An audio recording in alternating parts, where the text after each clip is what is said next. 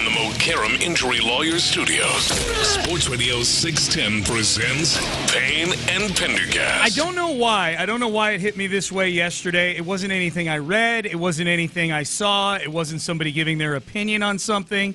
It just, for whatever reason, you know, I'm just thinking about the Alex Bregman situation with the Astros and how the Astros are just kind of sitting. I don't know. I don't know if Dana Brown is super excited to bring Bregman back at this price based on where the Astros are versus the luxury tax. Like every inkling you get from Dana Brown is like, yeah, you know, the door's cracked. Oh, that's right. I got to call Scott Boras back. I totally forgot. Yeah. I'm not really – I'm taking everything with a grain of salt at this moment, including the initial report that the original deal is still on the table, frankly, because that just doesn't make any sense to me. So I think there's so many moving parts here, and we don't know exactly what either side is thinking. That I just know it's a possibility. Yeah, and so if the original offer, 6 years, $156 million, is still on the table, then for whatever reason, I went from like 4 on a scale of 1 to 10 to 11 on a scale of 1 to 10 to they need to give him a date. They need to give him a drop-dead date and say, we are removing this off. At this point, all he's doing is using your offer as leverage. If he wanted to be an Astro, he would have said yes. There's nobody else out there in this neighborhood that he wants to play for right now. So I got agitated on behalf of the Astros, just like, okay, let's be a man about this and tell him, what's today, Seth, January 30th? So you got till Sunday to figure this out. You got February 2nd. It's going to be February. I don't know if you know this. Pitchers and catchers show up in February. Players show up in February for spring training. It's happening soon. Give him a date and say, I know you're Alex Bregman. I know you're a franchise. I feel like the Astros are just getting used for this Hail Mary of a $200 million deal right now is starting to piss me off. Yeah, listen, it can't be a Daryl Morey deadline, like when he was going to trade Ashik, and they said there was a deadline. Moti Yunus. It was Moti Yunus. Monty Yunus, that's right, sorry. It was a Turk. And, Moti Yunus isn't a Turk. So it was some guy from over there, and he said, big tall listen, white guy.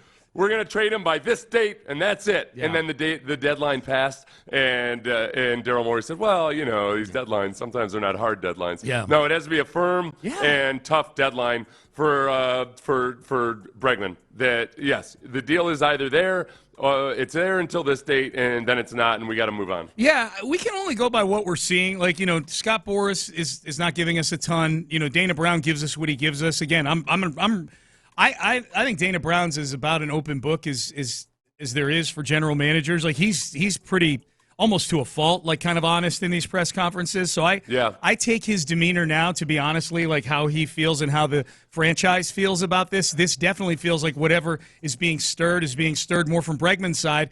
And if he's that anxious to stir the pot with the Astros like that, well, damn it, take the offer. If you're not getting anything in neighborhood, it's February on Saturday. Like, we got to get going on this thing. I like the thought of Scott Boras just sitting out there twisting in the wind. Oh, I do too.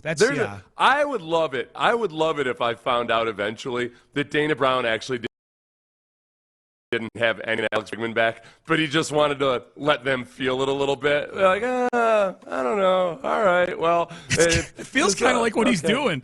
I know. I'm like, maybe I'll get back to him, and maybe I'll send him a text that's simply, sup, to Scott Boras. What do you got for me? I'm not the one doing the talking here. Little Mr. Yappity Yap. You got to be the one doing the talking. It was kind of a power move by Dana Brown. Hey, Ben, do we have the Dana Brown? Dana Brown, like, in going back through the audio yesterday, like, my favorite part of the press conference that we didn't really dig into too much was this part right here. Well, I owe Boras a call. He sent me a text, today, so I'll probably end up getting back to him.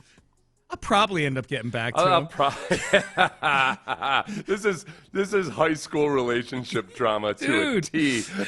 And I feel like Dana Brown right now has got the upper hand. Oh my God, that was the most relatable part of that because I've got like at any given time I've got like 5 or 6 people I owe a phone call back to. Oh yeah, well you've got the upper hand on them. Yeah, you know. Yeah. So are any of those people like desperately waiting for your answer? I don't think so. No. Is it a business situation of any variety? No. If it's a business situation, they get a call back for sure. Yeah. Like it's Okay. you know where I go. If there's a trail of money, then they will get a call back. This might be the end of maybe Astros players at least firing their agent to go work with Scott Boras because Scott Boras is the money train. I mean, but Correa, it's not like it was an easy process for Correa, and he ended up getting a really good deal in a place that he doesn't seem or never seemed all that crazy about. Remember when they asked him about living in Minnesota, he said, "Hey, they've got Netflix." Yes, that's your Chamber of Commerce moment right there. Hey, we've got Netflix. Minnesota, we've got Netflix. And now Bregman gets it, and it's not just a clear, uncluttered path to riches just because he has Scott Boras as his agent. Yeah, look, we don't know how Bregman's thing is going for sure. I think Keuchel was with Boras too the year he sat around until summertime. He may have been. I think you're right about that. Look, it's been hit or miss with Boras over the last 5 years as teams have gotten, by and large, a little more savvy about these long-term contracts. I mean, there's some teams that just don't care, you know? Yeah. It's Dallas Keuchel, May 6th, 2019. Dallas Keuchel said he received offers. Some his agent, Scott Boras, recommended he seriously consider. Yeah. So, and remember, it would still be a while before he would sign. June. It would be a whole nother month until he signed that season. Bregman needs to he needs to get off the pot. Yeah, but the Astros need to initiate this. If I mean they're the ones saying, and Dana Brown is saying there is still a line of communication between the two, and I'm being dead serious. Like, give him a date then. Like, give him a date and force him to do something. As if that's fine, but we're not going to be this cuck that's just sitting there with this 6-year 156. Holding it, clutching it in our hands, waiting for him to do something. Well, he's still out there gallivanting about the league, talking to other dudes. Correct. You know? Yeah. No. I'm not gonna be a schmuck for you. That's right. You're gonna go out there and dilly dally with the Cubs and all these other teams. Like, no. All right. By this date, this is the ultimatum, but you got to hold to it. So we got two things. So in the opening of the show, we talked about the Texans OC. Which is your favorite watch right now? Bregman watch, Texans OC watch, or Rockets trade deadline next week watch? Which is your favorite watch of all those? I expect something to happen in one of those watches, which is the Texans watch. So I'm going to go with the Texans watch. Yeah. I don't expect anything to happen with the trade deadline of note other than maybe a minor transaction or something. I mean, there's been 0 hint that the Rockets are really all that interested in making any kind of a move. Correct. Or at least certainly an aggressive move with one of the bigger names. And it all makes sense. You know, a lot of people have pointed out various moves teams have made to get over that championship hump. And the vast majority of the successful ones are done in the offseason. It's in this team too, especially bringing somebody in that might be good on paper, but might also disrupt the chemistry. No matter how good you are, there's always a learning curve with Kevin Durant with the damned Warriors and a good team. So the midseason trade for a team like this as it's composed, I just don't have a huge appetite for it. No, I don't either. Not the way things are going right now, for sure. Nick Caley is way out in front. Oh, wait, hang on a second here. Here we go. Nick Caley, all this guy's ever done is be a tight ends coach. It could end up being a wonderful idea, or Caley could end up being Bobby Slowick 2.0. Sure. He was a passing game coordinator with the Rams last year, for whatever that's worth. It's Sean McVay's offense. Yeah. You know, hey, Bobby Slowick was the passing game coordinator with the 49ers, but so was Mike McDaniel and Matt LaFleur before him, correct? And so it's whoever it was. So there's a huge crapshoot element to hiring a coordinator, especially if you're going to go with somebody who hasn't been a coordinator before, and that's just the uncertainty you have to live with until until we figure out if it was a good hire in roundabout October or November of this coming year, of this coming season. Cayley versus the others is both outside the organization, and he's from outside the organization and has the most credible resume. That's why I voted for him. Chip Kelly still intrigues me the most. I think, look, if we were doing a popularity contest, if I were doing, maybe I should do that today.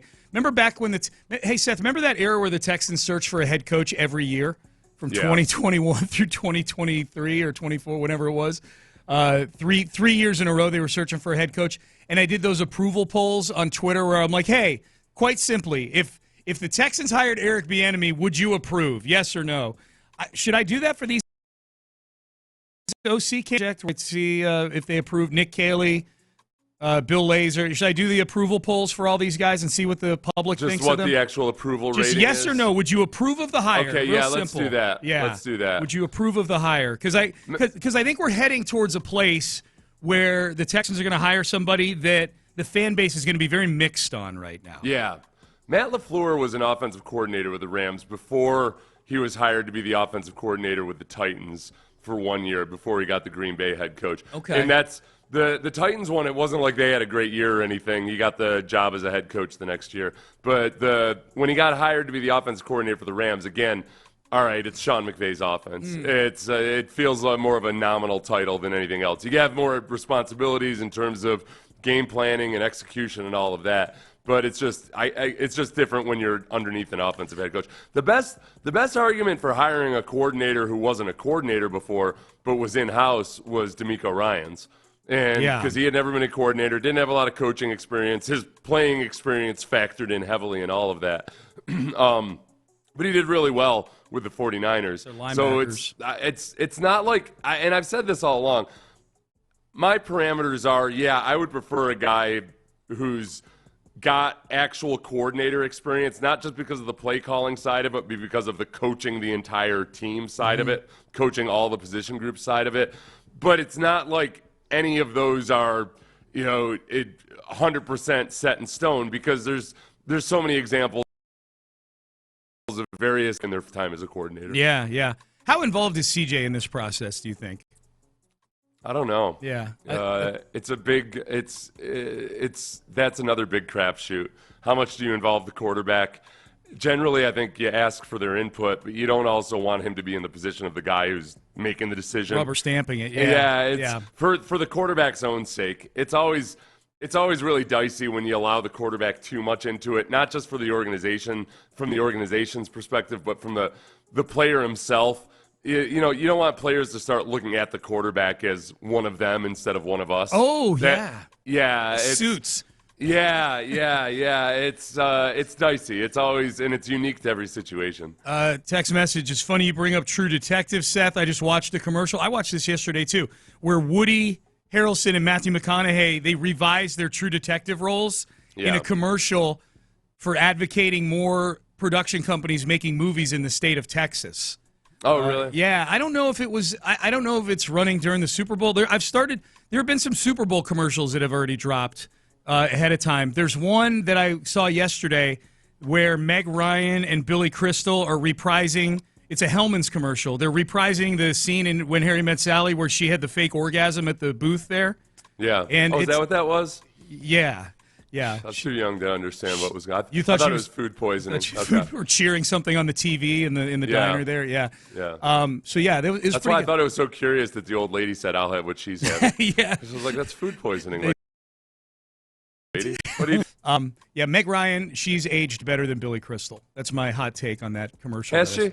Yeah. Aged in terms of like actual physical appearance, or with career and physical whatnot? appearance. Okay. Yeah, I have no idea what really? career. Yeah. She looks. I haven't seen Billy Crystal in a while. He looks like an old man. It's no crime. I'm just saying, like Meg Ryan she still looks pretty good. Does she look good, or does she look like she's all bloated up with various substances? No, I don't think so. I'd have to go back and watch. I watched it last night, and I'm like, no, she still looks pretty good. I mean, she's got to be.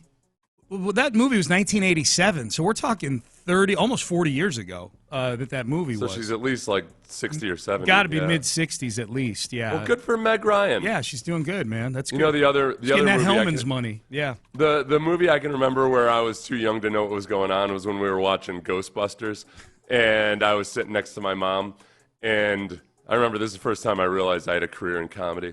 Was unintentional comedy. Right. Where people are laughing at me more than with me. Yes. We're in the scene in Ghostbusters where I think it's Bill Murray asked the old lady, "Are you menstruating?" And everybody laughed. And it got quiet, and I turned to my mom and said, "What's menstruating?" At the top of your lungs in the theater.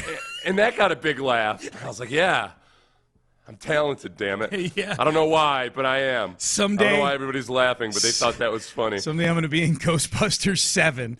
Yes.